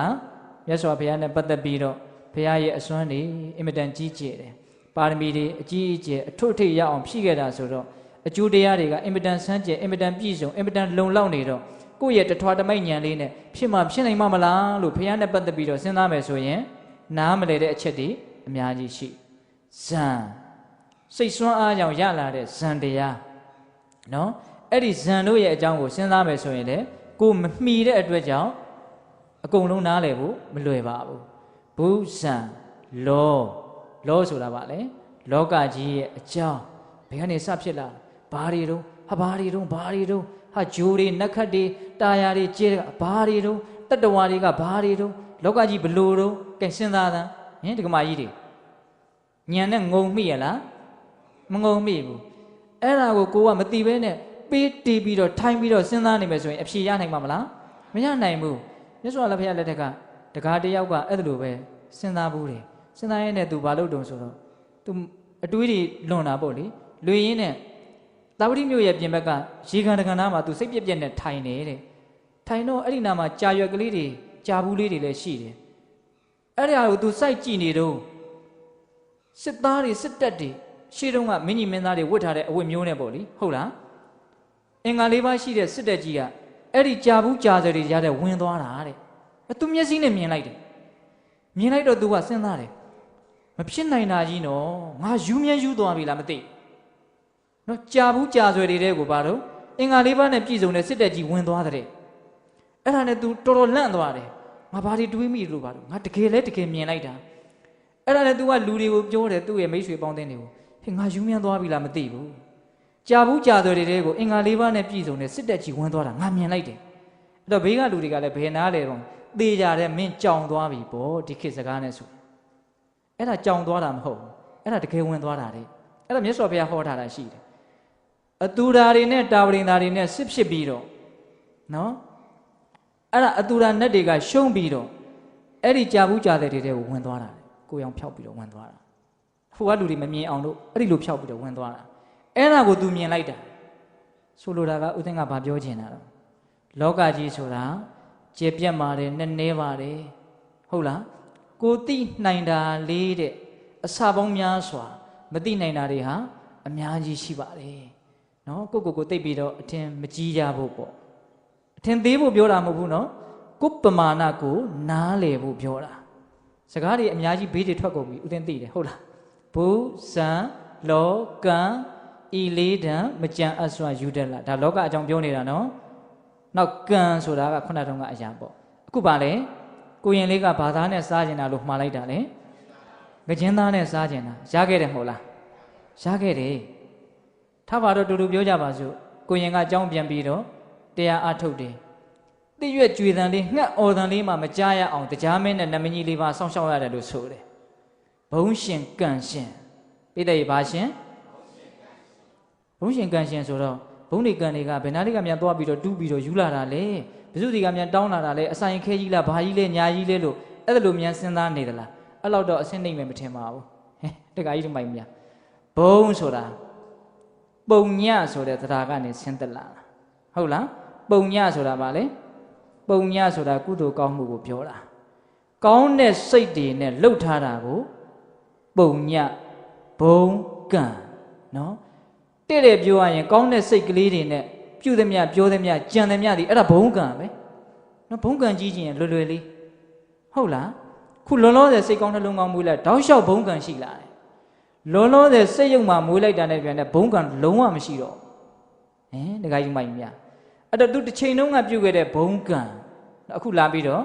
အကျိုးပေးတာဟုတ်ရဲ့လားအဲ့ဒါနဲ့ကိုရင်ကအဲ့ဒါလောက်ဘုံကံလဲကြီးတော့အကျိုးတရားတွေကလည်းရတာပေါ့လေအဲ့ဒါနဲ့ကိုရင်ဘာဖြစ်တုံဆိုတော့ယဟန္တာဖြစ်တယ်ဟုတ်လားအဲ့ဒီယဟန္တာဖြစ်ပြီးဆိုတော့မှမြတ်စွာဘုရားကရှင်သာရိပုတ္တရာကိုရင်အနှောင့်အယှက်ဖြစ်မှာဆိုလို့အချိန်တောင်ဆွဲထားရသေးတယ်ရှင်သာရိပုတ္တရာကြွလာတော့ကိုရင်ကအနာဂံပဲဖြစ်သေးတယ်အဲ့ဒီချိန်မှာရှင်သာရိပုတ္တရာကတကားများခောက်လိုက်မယ်ဆိုရင်တရားအနှောင့်အယှက်ဖြစ်မှာဆိုလို့မြတ်စွာဘုရားကကိုရင်ဒီမရောက်အောင်ရှေ့ကနေကြိုးပြီးတော့ရှင်သာရိပုတ္တရာကိုပြဿနာတွေမေးတာကိုရင်ရဲ့ဘုံကံကဘုရားကတောင်ဘာလုပ်တယ်စောင့်ရှောက်တာဟုတ်လားအေးဦးဇင်းကဇလန်းတွေမပြောချင်ဘူးနဲ့တော်တော်စုံသွားပြီဟုတ်လားပြောစရာလေးတွေကလည်းအဲ့ဒါကနည်းနည်းကောင်းလို့ပါနော်အေးအဲ့ဒါနဲ့ကိုရင်ယဟန္တာဖြစ်ပြီဆိုတော့မှမြတ်စွာဘုရားကအဲ့ဒါကိုအကြောင်းပြုပြီးတော့ဦးဇင်းတို့ဒကာကြီးဒကာမကြီးများဦးဇင်းတို့အတွက်အင်မတန်အသုံးတဲ့မဲ့တကယ်လည်းအသုံးတဲ့တဲ့ဂါထာကလေးမြတ်စွာဘုရားအဲ့ဒီမှာဟောတယ်အဲ့ဒါကတော့ဒီတရားတော်ရဲ့အနှစ်ပေါ့နော်ဥဒကံဟိနေယင်ကြီးနိဋ္ဌိကာဒါရုံဓမယံတိတေသနံအတ္တနံဥဒကံဟိနေယံတိနိဋ္ဌိကာဒါရုံဓမယံတိတစ္စကာဥဒကံဟိနေယံတိနိဋ္ဌိကာဥတုကာရောဝတေသနံဒါရုံဓမယံတိတစ္စကာအတ္တနံဓမယံတိပန္တိတာနိဋ္ဌိကာလေသမားတို့သည်ဝါမြောင်းတူ၍လေကိုလိုရာယူကြကုန်သောပုဂ္ဂိုလ်တို့သည်ဥဒကံရေကိုနေယံတိမိမိလိုရာရက်သူရောက်အောင်ဆောင်ကြကုန်၏လေသမားတွေမြောင်းသမားတွေမြောင်းဖောက်တဲ့လူတွေဟာရေကိုလိုရာကိုဆောင်ယူသလိုမျိုးနော်ဥဒုကာရောမြားသမားတို့သည်လေသမားတို့သည်ဒေဇနံမြားတံကိုနမယံတိမိပြ၍ဖြောင်းအောင်ဖြောင်းကြလေကုန်တဲ့ကဲ့သို့တစ္စကာလက်သမားဆရာတို့သည်ပပုဆရာတို့သည်ဒါရုံတေရိုင်းတုံးကိုနမယံတိမိမိအလိုရှိတဲ့ပုံသဏ္ဍာန်ဖြစ်အောင်ခုတ်ကြရွေကြဂုံတဲ့ကဲ့သို့ပန္တိတာကြောင့်ကျိုးမြင့်သည့်ပညာရှိတို့သည်အတ္တနံမိမိကိုယ်ကိုဓမယံတိဆုံးမတော်မူကြကုန်၏ဥပမာ၃ချက်မြတ်စွာဘုရားပေးလိုက်တယ်ဟုတ်လားမြောင်းသမားတွေဟာရေကိုလိုရာကိုယူသလိုမျိုးလေးသမားတွေဟာမြားတံကိုမီးပြပြီးတော့ဖြောင်းသလိုမျိုးနော်ပပုဆရာတွေလက်သမားဆရာတွေဟာတေရိုင်းတုံးကိုလိုရာပုံရောက်အောင်ခုတ်ရွေကြသလိုမျိုးပညာရှိတဲ့ပုဂ္ဂိုလ်ဟာမိမိကိုယ်ကိုဝါမိမိရဲ့စိတ်ကိုကောင်းအောင်ပြင်ရမယ်ယဉ်ကျေးအောင်ပြင်ရမယ်အပြစ်ကင်းအောင်ပြင်ရမယ်ဥပမာဘယ်နှချက်ပေးလိုက်တယ်၃ချက်ပေးလိုက်တယ်ဥပမာလေးတိုင်းမှာစိတ်ဝင်စားတဲ့ရှိရေကိုလိုရာသွဲယူတယ်တဲ့နော်ပထမပေးလိုက်တဲ့ဥပမာနော်ရေကိုဘလို့လိုရာကိုသွဲယူတယ်ရေကိုကိုကနိုင်နေလိုရာကိုသွဲယူလိုက်တယ်တကယ်လို့ရေကိုမနိုင်ဘူးဆိုလို့ရှိရင်ပိတ်တဲ့ရေတွေကြီးလာပြီရေတွေကိုမထိန်ချုပ်နိုင်တော့ဘူးဆိုရင်ဘယ်တဲ့ထည့်လိုက်ရတဘာဝဘေးအန္တရာယ်လို့တောင်ပြောရတယ်နော်ဟုတ်လားကြောက်စရာမကောင်းဘူးလားရေကိုမထိန်နိုင်တော့ဘူးဆိုတာနဲ့တပြိုင်တည်းရေဟာဘာဖြစ်လာတယ်တဘာဝဘေးအန္တရာယ်တည့်ရအနေနဲ့တတ္တဝါတွေကိုနှိမ့်ဆက်လာတော့တာပဲအဲ့ဒီရေကိုထိန်နိုင်ပြီဟေးမြောင်းကလေးတွေနဲ့မင်းဒီသွားမင်းပြီးတော့ဒီလာခဲ့မင်းဟိုနားလေသွားအောင်လို့ရေကိုကြိုက်တယ်လို့စေစားနိုင်ပြီဆိုတာနဲ့တပြိုင်တည်းရေဟာကိုယ့်ရဲ့အလုပ်ရေကိုနိုင်တဲ့အချိန်မှာရေဟာကိုယ့်ရဲ့အလုပ်ကျွေးပဲရေကိုမနိုင်တော့ဘူးဆိုတော့ရေဟာကိုယ့်ရဲ့တိတ်ကြောက်စရာကောင်းတဲ့ရန်သူဖြစ်သွားတယ်ဒါကြောင့်ရန်သူမျိုး၅ပါးထဲမှာရေးပါတယ်ဗျအသက်သခင်ရောက်တော့ ရေပါတာပဲဟုတ်လားဒီစိတ်ကလေးရေနဲ့အင်မတန်တူတာပဲနော်နိုင်လို့ရှိရင်ကိုယ့်ရဲ့ဒါအင်မတန်ကိုယ့်ကိုအကျိုးပြုမဲ့ကိုယ့်ရဲ့အခိုင်းအစေလို့ပြောကြပါစို့နော်ကိုယ့်ကိုအကျိုးပြုမဲ့အရာဖြစ်လာသူ့ကိုမနိုင်တာနဲ့တပည့်နဲ့သူကတိတ်ကြောက်စရာကောင်းတဲ့အန္တရာယ်ပေးတဲ့အရာဖြစ်သွားတာကိုယ့်ပုံမှန်မှုတည်တယ်နော်ဒကမာကြီးများဟုတ်လားဒီစိတ်ဟာလည်းပဲနိုင်ရင်အကျိုးရှိမယ်မနိုင်ရင်တိတ်အကျိုးမဲ့မယ်ရေကလည်းအဲ့ဒီတိုင်းပဲနော်တူတာတွေအများကြီးရှိတယ်ဗျာရေကဒီတိုင်းပြစ်ထားရင်ဘယ်စီးသွားလဲရေဒီတိုင်းပြစ်ထားရင်ဘယ်စီးသွားလဲနေရစီးသွားတာဟုတ်လားစိတ်ကိုဒီတိုင်းပြစ်ထားရင်ဘယ်စီးသွားမထင်နေရကိုစီးသွားမှာနော်ယုံညံ့တဲ့ဘက်ကိုစီးသွားမှာသူ့ကိုမတားနိုင်ဘူးမစီးနိုင်ဘူးဆိုရင်ဘယ်စီးသွားမလို့နေရကိုစီးသွားမှာဟုတ်လားဒါကြောင့်ဒီစိတ်ကိုရေနဲ့တူတယ်ဆိုတာအင်မတန်ဟုတ်တာပဲနော်ထိန်းနိုင်ရင်အကျိုးရှိတယ်မထိန်းနိုင်ရင်ဒုက္ခရောက်နော်ပြစ်ထားရင်ရေဟာနေရစီးသွားတယ်လို့စိတ်ဟာလည်းပဲပြစ်ထားရင်တဖြည်းဖြည်းနဲ့ယုံညံ့တဲ့ဘက်ကိုရောက်သွားမယ်ဟုတ်လားဒါကြောင့်ဒီစိတ်ကိုရေကိုလိုရဲ့နေရာကိုယူနိုင်တယ်လို့မျိုးဒီစိတ်ကိုစေစားနိုင်ရမယ်ဆုံးမနိုင်ရမယ်ပြင်နိုင်ရမယ်တဲ့ဟုတ်လားတခါကြီးမိုက်များဒါကြောင့်ဒါနကောင်းမှုဖြစ်အောင်သီလကောင်းမှုဖြစ်အောင်ဘာဝနာကောင်းမှုတွေဖြစ်လာအောင်မိမိရဲ့စိတ်ကိုဘာလို့ရမယ်ပြင်ရမယ်မွေးရပါစိတ်ဗီဇစိတ်တဏ္ဍရာလုံးကပါခဲ့တဲ့အနုတ္တယသဘောဆိုတဲ့စိတ်တွေကတော့နှမျောတာပဲဗျဝန်တိုတာပဲဗျသိမ့်ပိုက်ချင်တာပဲဗျအဲ့ဒါကိုဒကာဓမ္မတို့ဦးဇင်းတို့တွေကသိမ့်ပိုက်တာကြီးကမကောင်းပါဘူးအဆင်မရှိပါဘူးလူဖြစ်တဲ့အခါလေးဟုတ်လားသိမ့်ပိုက်တာကြီးကသိမ့်မကောင်းပါဘူးမျက်နှိုးနေရတာဆွဲလန်းနေရတာကသိမ့်မကောင်းပါဘူး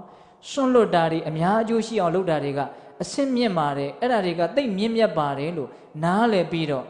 သိမ့်ပိုက်ခြင်းတွေ့တာခြင်းမမောခြင်းကနေပြီးတော့စွန့်လွတ်ခြင်းအတွေ့အတာကင်းခြင်းဆိုတဲ့ဒါနသဘောစာကသဘောကိုရောက်အောင်စိတ်ကိုပြင်ညတာဒါကြောင့်တချို့ဒါနရှင်တွေသူတို့ဒါနနဲ့သူတို့ပြောပြီးတော့နေတာပဲတကယ်ပြောစရာကောင်းလို့ပြောတာပေါ့တစ်ချက်ကလေးပြောချင်တာကတော့ပေးရင်မလျော့ဘူးဆိုတာလေးကိုတော့ပြောချင်တယ်ဒါနအကြောင်းပြောရင်ကုန်နိုင်ပေါ်ရမရှိဘူးဒါပေမဲ့အလှခံဖြစ်နေတာဆိုတော့တိတ်ပြောလို့မကောင်းဟုတ်လားတခါကြီးမိုက်ပြီဟုတ်လားဒါပေမဲ့တခွန်းတော့ပြောလိုက်မယ်နော်ပေးရင်မလျော့ဘူးဆိုတော့ပါတိုးလာမှာလို့ပြောတာဒါကိုလက်တွေ့ဆန်းပြီးတော့တက်တည်ထူနိုင်တဲ့ပုံကိုယ်တွေဖြစ်အောင်ကြိုးစားပေါ့နော်တခါကြီးမိုက်မြဟုတ်လားဥစဉ်ဘာပြောတာလဲသိမ့်ပိုက်တဲ့စိတ်တွေ့တာမြင်နိုးတဲ့စိတ်နှမျောဝန်တိုတဲ့စိတ်တွေကနေစွန့်လွတ်တဲ့စိတ်အများကျိုးဆောင်ရွက်တဲ့စိတ်ဝေနိုင်မျှနိုင်တဲ့စိတ်မေတ္တာတွေကရုဏာတွေဖြစ်အောင်ပြင်ရမယ်ဒါပထမအဆင့်ကလေးပြောတာနော်ရေဟာပြစ်ထားရင်နေရစီမှာပဲနော်စိတ်ဟာဒီတိုင်းပဲမပြင်မဲနေရင်တော့ငါဟာပြီးတော့ငါသားသမီးဟာပြီးတော့ငါမြင်းဟာငါအတိုင်းဝိုင်းဟာငါကကိုမထွက်နိုင်တော့အဲ့လိုဖြစ်သွားရင်နေရစီးသွားပြီတေးကြတယ်အဲ့ဒါဘဝပြီးလို့နေကုန်းချုပ်လို့ကိုယ်တက်တန်းကလေးကိုပြန်လဲကြည့်လိုက်ရောဩငါတက်တလုံးငါဟာနဲ့နေခဲ့တာပါလားဆိုဘာမှမျက်နှိုးเสียကျင့်တတ်เสียမရှိဘဲနဲ့တော်တော်ကြီးကိုနောင်တတရားနဲ့ပူလောင်ရလိမ့်မယ်လို့ထင်တာပဲဦးစင်းကတော့ပြီးတော့ဆက်ပြီးတော့ပြင်ပေါ့မဆောင်စည်းဘဲနဲ့ဗယံပဓာနေရတဲ့စိတ်ဟာအဆင်မရှိဘူးဟုတ်လားမမြင့်မြတ်ဘူးဒါကြောင့်ကိုယ်နဲ့နှုတ်ကိုစောင့်စည်းပြီးတော့စိတ်ကိုချုပ်တီးပြီးတော့နေရတာဟာသိကောင်းတယ်လို့နားလည်ပြီးတော့သီလဖြစ်အောင်မလုပ်သင့်ဘူးလားလုပ်သင့်တယ်နော်ဒါအကျဉ်းမြင့်လေးပြောတာနော်နောက်မိမိရောပေါ်ဆာဆာနေရတာများဉာဏ်ပညာအင်မတန်တုံးတာပဲသိတဲ့သိလိုက်တာဘာမှမသိလိုက်ရဘူးသိနိုင်ခွင့်ရှိပါလဲနဲ့အသိဉာဏ်တကားပေါက်ကြီးပိတ်ထားတဲ့အတွက်ကြောင့်မေ့လျော့နေတယ်ဆိုတာအသိဉာဏ်တကားပေါက်ကြီးကိုပိတ်ထားတာဘာမှမသိဘူးအဲ့ဒီလူဟာပိတ်တဲ့ရိုးလေးဥပမာနဲ့ပြောမယ်နော်လူတယောက်မေ့နေတယ်ဆိုရင်ဘာသိလို့ဘာမသိဘူးအဲ့လိုပဲဒကာဓမ္မတို့ဦးဇင်းတို့တွေတဘာဝတရားကိုမေ့နေတဲ့အချိန်မှာဘာအသိဉာဏ်မှမရှိဘူးဟုတ်ရဲ့လားအဲ့လိုမေ့ရော့နေရတာဟာယုံညံ့နေမလျော့နေရတာမြင့်မြတ်တယ်လို့နားလည်ပြီးတော့မေ့လျော့ခြင်းကနေမလျော့ခြင်းဖြစ်အောင်ပြင်ရမယ်ကိုယ်စိတ်ကိုသုံးချက်ပြောလိုက်တယ်နှမျောဝန်တိုတဲ့သဘောကနေဒါနာသဘောစာကသဘောဖြစ်အောင်ပြင်ရမယ်သီလမရှိတဲ့ဒုသီလသဘောကနေသီလရှိတဲ့သူသီလသဘောမျိုးဖြစ်အောင်ပြင်ရမယ်ဟုတ်လားမေ့လျော့တဲ့ပမာဒသဘောကနေမလျော့တဲ့အပမာဒသဘောမျိုးဖြစ်အောင်ပြင်ရမယ်တရားကဒါပဲဟောတရားရှိတာဗျဒကမာကြီးတို့ရဒါနရေသီလရေ ဘာဝနာရဲ့ဘယ်ကပြောဒီရောက်မှာပဲဒါကြီးရိုးလို့မနာခြင်းဘူးဆိုရင်လည်းမနာဖို့ပဲရှိတော့တယ်တရားကဒါပဲလေဒါကသွေးဖီးသွားရင်တရားကဟုတ်နိုင်မှာအောင်မလားဒါနသီလဘာဝနာကနေသွေးဖီးသွားပြီဆိုရင်တရားဟုတ်နိုင်မှာမလားတရားမဟုတ်ရင်ဘာဖြစ်မလဲမတရားရိုးလေးတရားမဟုတ်ရင်မတရားအခုမတရားတွေတော်တော်ပေါ်နေတယ်လို့ထင်တယ်ဟုတ်လားထားပါတော့အဲ့တော့ရေဟာစိတ်နဲ့တူတယ်လို့ဒါတစ်ချက်ပြောခဲ့တယ်နော်နောက်တစ်ချက်မြားတံကလေးများကောက်နေတယ်ဆိုရင်ပြစ်မှတ်ကိုလုံးဝမမှန်စေဘလို့ချိန်ပြစ်လို့မှမမှန်ဘူးအကောက်ဆိုတဲ့သဘောဟာအဖြောက်မသွားဘူးပိဋကအကောက်ဟာအဖြောက်မသွားဘူးအကောက်တို့ရဲ့သဘောတည်ဝေချင်းဝိုက်ချင်းသဘောရှိတယ်ခမန်းရခက်တဲ့သဘောရှိတယ်ဘယ်နှကြမယ်လို့လုံးဝမသိနိုင်အကောက်တွေမှာတေးကြတဲ့သဘောရေရတဲ့သဘောမရှိဘူးအကောက်တွေမှာတေးကြတဲ့သဘောရေရတဲ့သဘောမရှိဘူးနော် तू ဘယ်နှရောက်မယ်လို့မသိနိုင်ဘူး तू သွားညံသွားမှာပဲ तू အကြောင်းတဲ့ရီအားလဲဆိုတာသွားမှာပဲဘာဖြစ်လို့လဲဆိုတော့ तू က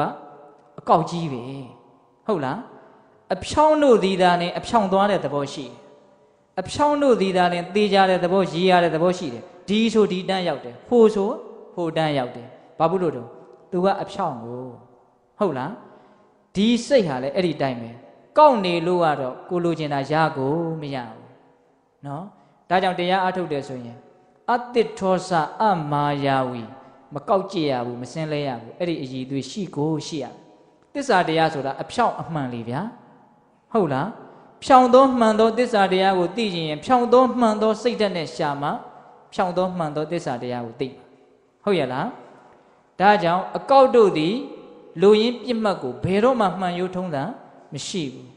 ဒါကြောင့်ဖြောင့်ဖို့အရေးမကြီးဘူးလား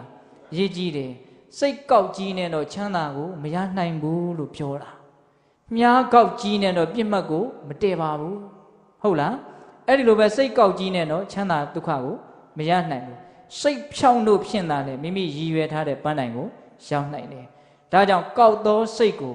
ဖြောင့်သောစိတ်ဖြစ်အောင်ပြင်ရမယ်ဘာတွေတုံးဆိုတော့လောဘကနေအလောဘဖြစ်ဖို့ဒေါသကနေမေတ္တာဖြစ်ဖို့မောဟကနေပညာဖြစ်ဖို့အဲ့ဒါဖြောင့်နေဆိုတာအဲ့ဒါပြောတာပါပဲနော်လောဘရှိလာရင်ကောက်ကျစ်တာပဲလေနည်းနည်းရှိရင်နည်းနည်းကောက်တာပဲအများကြီးရှိရင်တော့အများကြီးကောက်လိုက်မယ်နည်းနည်းလေးရကျင်သေးတယ်ဆိုရင်တော့မတိမတာလေးဝိုက်သွားမှာဟုတ်လားနော်အဲ့တော့ဦးဇင်းတို့ကုထုဇဉ်တွေဘဝကပြောရတာလဲတော်တော်အားငယ်ပါတယ်လောဘတွေကရှိနေတာဆိုတော့အကောက်တွေကလည်းအမြဲတမ်းရှိနေတာပဲတခါကြီးမိုင်းမြဒါဒုတိယမြားတန်နဲ့ပြောတာနော်နောက်တတိယပါတော့တေရိုင်းတုံးများကိုလက်သမားဆရာတွေဗဟုဆရာတွေဟာသူတို့လိုချင်တဲ့ပုံဖြစ်အောင်ရှူးတွေဆောက်တွေဓာတ်တွေသုံးပြီးတော့လိုရပုံသွင်းပလိုက်တယ်ဟုတ်တာပေါ့နော်အဲ့ဒီတေရိုင်းတုံးကိုဗဟုထုလိုက်တယ်ဆိုရင်ဖျားဆိုလဲဖျားပဲနတ်ရုပ်ဆိုလဲနတ်ရုပ်ပဲဟာတိတ်ပြီးတော့တင့်တယ်တဲ့ကြည်ကောင်းတဲ့အမှုပညာမြောက်တဲ့ပစ္စည်းဆိုရင်လည်းအဲ့လိုဖြစ်သွားတယ်အဲ့တော့ဦးစင်းကစဉ်းစားကြည့်တယ်ဒီတေရိုင်းတုံးကြီးကနေဒီကြည်ကောင်းတဲ့အယုတ်တယုတ်ဖြစ်သွားတယ်အမှုပညာမြောက်တဲ့ပစ္စည်းတစ်ခုဖြစ်သွားတယ်ဘာပြုလို့အဲ့ဒါလိုဖြစ်သွားတယ်လဲဆိုတော့မလိုအပ်တဲ့အရာတွေကိုဖယ်ပစ်လိုက်လို့ဟုတ်လားဘာကိုဖယ်ပစ်လိုက်တယ်မလိုအပ်တဲ့အရာကိုဖယ်ပစ်လိုက်တယ်မျက်နှာပုံဖော်တော့မယ်ဆိုဒီနာခွက်နေတယ်ဆိုအဲ့ဒါကိုမလိုဘူးလေဖယ်ပစ်လိုက်ပေါ့ဟုတ်လားမလိုတာကိုဖယ်ပစ်လိုက်ရင်ကိုလိုချင်တာလေးကြမ်းနေတာခုဒကာဓမ္မတို့ဦးဇင်းတို့တွေလိုချင်တာကိုမရသေးဘူးဆိုတာကမလိုအပ်တဲ့အရာတွေကိုအပြည့်ထည့်ထားလို့လိုချင်တာကမရသေးတာကိုကလိုချင်တာကိုရချင်တယ်လေပြောပါသေးရဲ့မလိုချင်တာတွေကိုလည်းမပြစ်နိုင်သေးဘူးဗျာမလိုအပ်တာတွေကိုလည်းမပြစ်နိုင်သေးဘူးအဲ့ဒီအပိုကိစ္စတွေကဘဝနဲ့အပြည့်ထည့်ထားတာဆိုတော့ကိုလိုချင်တဲ့အရာလေးတွေကသူတို့နေရတော့မရှိသလိုဖြစ်နေတယ်သဘောပေါက်လားမသိဘူးဒကမာကြီးများဒါကြောင့်မလိုအပ်တဲ့အရာအပိုအရာတွေကိုဖယ်ပြစ်နိုင်ရင်ဖယ်ပြစ်နိုင်တယ်လို့ကိုယ့်ရဲ့ဘဝဟာချမ်းသာတာလေးကြီးကြံ့မယ်ဟုတ်လားခုတေရိုင်းတုံးကြီးမှာမလိုအပ်တဲ့အရာလေးတွေကိုဖယ်ပြစ်လိုက်ရင်လှပလာတဲ့သဘောရှိတယ်နော်ဒါသူပုံစံနဲ့သူပေါ့နော်ဒါကတော့ဟုတ်လားလှဲဘိန်းဆိုရင်လည်းလှဲဘိန်းပုံစံပေါ့ရုပ်ထုဆိုရင်လည်းရုပ်ထုပုံစံပေါ့ဘာပဲဖြစ်ဒါနဲ့မသင့်တော်တဲ့ဒါနဲ့မကိုက်ညီတဲ့အရာတွေကိုဖယ်ပြစ်လိုက်တာချင်းတော့တူတယ်မဟုတ်လားတူတယ်အဲ့ဒီလိုပဲဒကာဓမ္မတို့ဦးဇင်းတို့တွေကဘာဖြစ်ချင်တာတော့လို့မေးရင်အကြီးကြီးဗျာဘာဖြစ်ချင်တာလို့ဆိုသူတော်ကောင်းဖြစ်ချင်တာဒကာမကြီးတွေဘာဖြစ်ချင်တာလဲသူတော်ကောင်းဖြစ်ချင်တာအဲ့တော့သူတော်ကောင်းဘဝနဲ့သူတော်ကောင်းအနေအထားမျိုးနဲ့မကိုက်ညီတဲ့အဲ့ဒီစံချိန်စံညွှန်းနဲ့မမီတဲ့အရာတွေဘာဖြစ်ပေးရမလဲဖယ်ပြစ်ရမယ် သူတော်ကောင်းလည်းဖြစ်ချင်တယ်သူတော်ကောင်းနဲ့မကိုက်ညီတဲ့အရာတွေကလည်းမဖယ်နိုင်ဘူးဆိုတော့ဖြစ်ချင်နေတာပဲရှိတယ်ဖြစ်လေမလာသေးဘူးပေါ့ဟုတ်ရဲ့လားသို့သောစိတ်ဓာတ်တော့မကြပါနဲ့ဟုတ်လားတခါကြီးမိုက်များမလိုအပ်တဲ့အရာကိုဖယ်နိုင်ရင်ဖယ်နိုင်တယ်လို့ဟေးသူတော်ကောင်းဖြစ်လာမှာပါဟုတ်လားအဲ့တော့ဒီစိတ်ထဲမှာမလိုအပ်တဲ့စိတ်တွေအများကြီးမရှိဘူးလားရှိတယ်ကိုယ့်ကိုအကျိုးမပြုနိုင်သောအကျိုးမပြုနိုင်ုံနဲ့မကဘဲနဲ့အကျိုးမဲ့စေသောစိတ်တွေပါမရှိဘူးလားရှိတယ်အဲ့ဒီမလိုအပ်တဲ့စိတ်တွေကိုဖယ်ပစ်လိုက်မယ်ဆိုလို့ရှိရင်ကောင်းတဲ့စိတ်ကလေးတွေကျန်နေမယ်အဲ့ဒီကောင်းတဲ့စိတ်ကလေးတွေဖြစ်တာဒီပင်လင်ကိုကိုဘာလုပ်လိုက်တာလဲပြင်လိုက်တာဥပမာဘယ်နှချက်လဲ3ချက်နော်ဒါကြောင့်အကျိုးအကြောင်းအဆိုးအကောင်းစီလျက်အောင်တွေးနိုင်မြင်နိုင်ကြတဲ့ပုဂ္ဂိုလ်တွေဉာဏ်ရှိကြတဲ့ပုဂ္ဂိုလ်တွေပညာရှိဆိုတဲ့ပုဂ္ဂိုလ်တွေဟာတဲ့ကိုပြင်ရမယ်ဟုတ်လားရေကိုလိုရာကိုယူသလိုမျိုးမြားတံကိုအပူပြပြီးတော့ဖြောင်းသလိုမျိုးတေရိုင်းတုံးကိုမလိုတာတွေကိုဖယ်ပြီးတော့ကိုဖြစ်ချင်တဲ့ပုံတံလေးတွေဖြစ်လာအောင်ဆောင်ရွက်တာမျိုးပညာရှိတဲ့ပုဂ္ဂိုလ်ဟာကိုစိတ်ကိုပြင်ရမယ်ဘယ်နှချက်ပြင်ရမှာလဲဆိုတော့စောစောကပြောခဲ့ပါပြီနှမျောဝန်တိုမှုတွေတိမ့်ပိုက်မှုတွေကနေစွန့်လွတ်မှုတွေကိုဖြစ်အောင်ပြင်ရမယ်သူကပိုအရှင်းမြင့်လို့ပေါ့နော်ဗျံပရာစီမဲ့ကမ်းမဲ့နေတဲ့စိတ်ကနေပြီးတော့ကိုယ်နဲ့နှုတ်ကိုစောင့်စည်းပြီးတော့စီကံလေးနဲ့နေတဲ့သီလရှိတဲ့လူအဖြစ်ကိုရောက်အောင်ပြင်ရမယ်ဟုတ်လားမိမိရောပေါ်ဆဆနေတဲ့ဝါဒနာဒလိစရိုက်ကြီးကိုဖယ်ခွာပြီးတော့မမေးမလျော့မပေါ်မဆနေတဲ့အလေးအကျင့်အပမာဒဖြစ်အောင်ပြင်ရမယ်ဘယ်နှချက်ပြင်ရမယ်3ချက်ပြင်ရမယ်အဲ့ဒီမှာမြတ်စွာဘုရားကဒီဂါထာလေးနော်ဥဒကံဟိနယံတိနိတိကဥတုကာရနမယံတိတေဇနံဒါရုံနမယံတိတစ္ဆကအတ္တနံဓမယံတိပန္တိတာဒီဂါထာလေးကိုခုနတုန်းကဥစဉ်ရှင်းပြခဲ့ပါပြီဟုတ်လားဒီဂါထာရဲ့အဆုံးမှာတတ္တဝါပေါင်းများစွာကျွတ်တန်းဝင်နေဆိုပြီးတော့ဥစဉ်တို့ဒေသနာတော်ကိုအဲ့လိုဏီကုံချုပ်ပါတယ်ဟုတ်လားဒီတော့ဥစဉ်တရားဟောတာတနာရီနဲ့9မိနစ်ရှိသွားပါပြီတနာရီလောက်ပြောမယ်ဆိုပြီးတော့နောက်ပိုင်းစကားတွေကလည်းဘေးထွက်သွားတာနဲ့9မိနစ်လောက်ပို့သွားတယ်ဟုတ်လားအဲ့ဒီတော့ဥစဉ်တို့ပြောခဲ့တဲ့စကားတွေကိုပြန်ပြီးတော့အနှစ်ချုပ်ကြည့်မယ်နော်တရားကောင်းစီကဘယ်လိုပေးထားတယ်ချမ်းသာခြင်းရင်စိတ်ကိုပြင်းတဲ့ဟုတ်ရလားဥစဉ်အချက်3ချက်အဓိကကြတာပြောသွားတယ်နော်မကောင်းတဲ့စိတ်သည်တတ္တဝါတွေကိုဆင်းရဲစေတယ်မကောင်းတဲ့စိတ်သည်သာလည်းမကောင်းဆုံးပဲဟုတ်လားကောင်းတဲ့စိတ်သည်တတ္တဝါတွေကိုလောကကြီးကိုချမ်းသာစေတယ်ကောင်းသွားစေတယ်ကောင်းတဲ့စိတ်သည်သာလည်းအကောင်းဆုံးပဲနှစ်ချက်နော်နောက်အဲ့ဒီမကောင်းတဲ့စိတ်ကနေကောင်းတဲ့စိတ်ဖြစ်အောင်ဘယ်လိုပြင်ရမလဲရေကိုလိုယူရာကိုတွယ်သလိုမျိုးဟုတ်လားမြားတံကိုဖြောင်းသလိုမျိုးဟုတ်လားတေရိုင်းတုံးကိုလိုတဲ့ပုံတံဖြစ်အောင်ရွေသလိုမျိုးပညာရှိတဲ့ပုဂ္ဂိုလ်ဟာကိုပြင်ရမယ်အဲ့ဒါလို့ကိုတစ်ဆင့်နဲ့တစ်ဆင့်မြင့်အောင်ပြင်နိုင်မှသာလေတကယ်ချမ်းသာစေချမ်းသာမှန်ကိုရကြလိမ့်မယ်စိတ်ကိုမပြင်နိုင်သေးသမျှကာလပတ်လုံးမချမ်းသာနိုင်သေးပါဘူးလို့သဘောပေါက်ရမယ်ဟုတ်လားဒါကြောင့်ချမ်းသာခြင်းရင်စိတ်ကိုပြင်စိတ်ကိုမပြင်ဘူးဆိုရင်တော့မချမ်းသာခြင်းသေးဘူးဆိုတဲ့အဓိပ္ပာယ်ပေါ့ဟုတ်လားအဲ့ဒါလို့လူတော့တယောက်မှရှိမယ်မထင်ပါဘူးဟုတ်လားချမ်းသာခြင်းကြတဲ့လူတွေကြီးပဲဟုတ်လားအဲ့တော့ချမ်းသာခြင်းရင်တော့ဘာကိုပြင်ရမယ်စိတ်ကိုပြင်ရမယ်ဒါကြောင့်ဦးဇင်းတို့တဏှာကြီးပူလောက်အချိန်ယူပြီးတော့ပြောလိုက်တဲ့ချမ်းသာခြင်းရင်စိတ်ကိုပြင်ဆိုတဲ့တရားကိုမေတ္တာပို့ပြီးတော့အဆုံးသတ်ကြရအောင်နော်ဘဝတုတဗ္ဗမင်္ဂလရခန္တုတဗ္ဗဒေဝတာတဗ္ဗဗုဒ္ဓ ानु ဘာဝေနတရာဒုက္ခိဘဝန္တုတိဘဝတုတဗ္ဗမင်္ဂလရခန္တုတဗ္ဗဒေဝတာတဗ္ဗဓမ္မာ ानु ဘာဝေနတရာဒုက္ခိဘဝန္တုတိဘဝတုတဗ္ဗမင်္ဂလရခန္တုတဗ္ဗဒေဝတာတဗ္ဗသံဃာ ानु ဘာဝေနတရာဒုက္ခိဘဝန္တုတိတေတုမကံသင်တရားနာပိသပေါင်းသူတော်ကောင်းတို့သာသာအာလုံသောတတ္တဝါအနန္တတို့အားတဗ္ဗမင်္ဂလလောကီလောကုတ္တရာကောင်းဆိုသမျှမင်္ဂလာဝါဝတိဘဝတုကောင်းစွာမသွေဖြစ်တော်မူကြပါစေတည်းတဗ္ဗတိဝဒမိမိတို့ခန္ဓာကိုယ်မှာစောင့်ကြနေကြကုန်သောနတ်မိမိတို့အိမ်မှာစောင့်ကြနေကြကုန်သောနတ်မိမိတို့သာသနာမိမိတို့ကဘာမှာစောင့်ကြနေကြကုန်သောနတ်မျက်နှာကောင်းတာအပေါင်းတို့ကလည်းပဲ ရက္ခန္တုကောင်းစွာမသွေဆောင်လျှောက်တော်မူနိုင်ကြပါစေတည်းသဗ္ဗဗုဒ္ဓ ानु ဘာဝေနကင်းငါဝါလူသေးစုမကပွင့်တော်မူကြတဲ့သုစတုတ္တပါဘုရားရှင်ကိုယ်တော်မြတ်တို့ရဲ့တကုတေဇောအာနုဘောတော်တို့ကြောင့်၎င်းသဗ္ဗဓမ္မာ ानु ဘာဝေနမေလီနံဖူလိတံနိဗ္ဗာန်ပရိယတိဟုဆိုအပ်သောစေရန်သောတရားတော်မြတ်တို့ရဲ့တကုတေဇောအာနုဘောတော်တို့ကြောင့်၎င်းသဗ္ဗသံဃာ ानु ဘာဝေနမကတံလေးရောက်ပလတံလေးရောက်ဟုဆိုအပ်သောရှိတော်ရိယသံဃာရှင်မြတ်တို့နဲ့တကွာသီလဂုဏ်သမာဓိဂုဏ်ပညာဂုဏ်တို့နဲ့ပြည့်စုံတော်မူကြတဲ့သမုဒိတံဃာရှင်ကောင်းရှင်မြတ်ပေါင်းတို့ရဲ့တကုတေဇောအာနုဘောတော်တို့ကြောင့်၎င်းတရားနိယောညပါဘေကမဆိုင်ခြင်းရှိတိုင်းခြင်းရှိတိုင်းဒုက္ခိကိုယ်စိတ်နှပြချမ်းမာချမ်းသာခြင်းရှိကြကုန်သည်ဘဝတုကောင်းစွာမသွေဖြစ်တော်မူကြပါစေတည်း